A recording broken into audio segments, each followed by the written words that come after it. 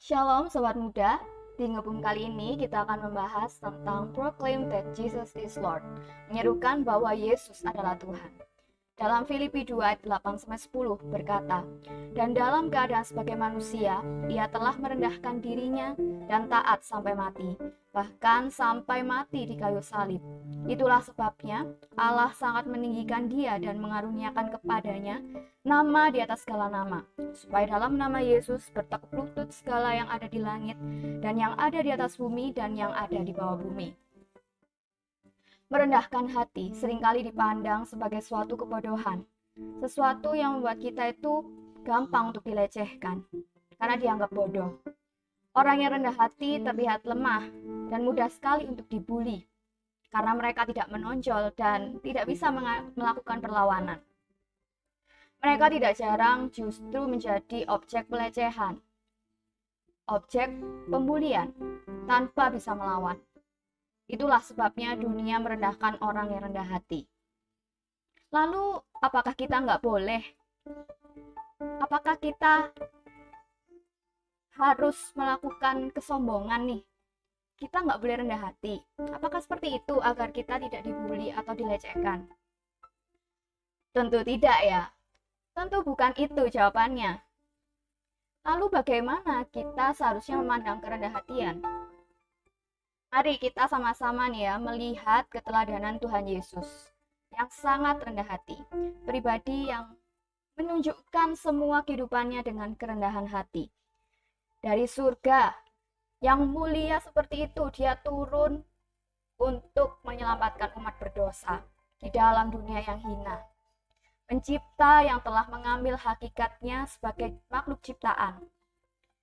Waktu jadi manusia nih, dia malah menjadi manusia yang paling hina dan malah mati dengan cara yang paling hina, dengan cara dihukum di atas kayu salib. Ini adalah tindakan perendahan diri yang sangat-sangat tak tertandingi, bahkan sampai sangat hina. Tetapi mengapa Tuhan Yesus yang begitu mulia seperti itu mau untuk menyelamatkan kita manusia berdosa yang hina ini? Itulah salah satu keteladanan dari Tuhan Yesus yang bisa kita teladani. Perendahan hati itu akan diikuti dengan pemuliaan. Dalam ayat 9 ya, menunjukkan bahwa ada kata sambung, karena itu atau diokai. Bagian ini merupakan kelanjutan dari ayat 6-8, karena alasan ini. Nah, perendahan hati diikuti dengan pemuliaan, itu maksudnya. Tidak untuk selamanya orang yang rendah hati itu akan dieksploitasi.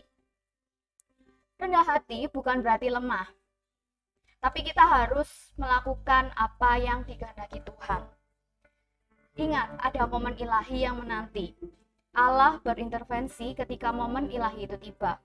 Allah memuliakan Yesus, terlihat pada pasal 2 ayat 9-11.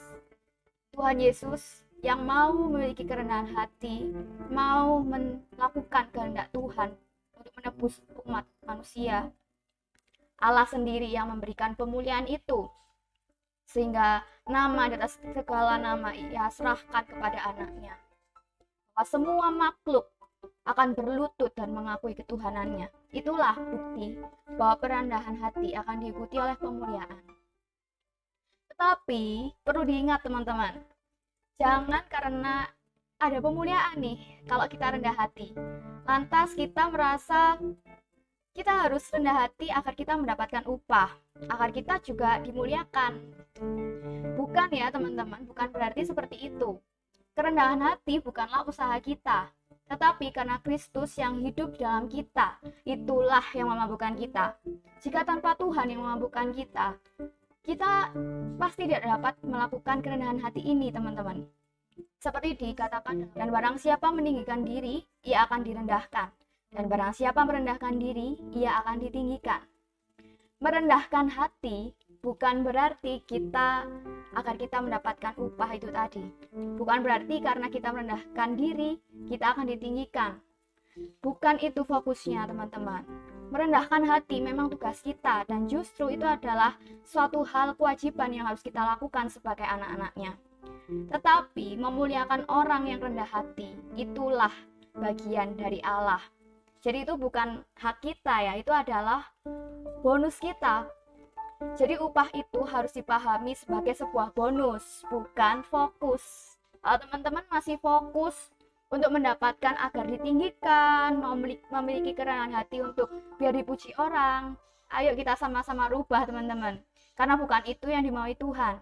Tuhan mau kita memiliki kerendahan hati sebagai tujuan kita, karena kita meneladaninya, bukan agar kita dipuji.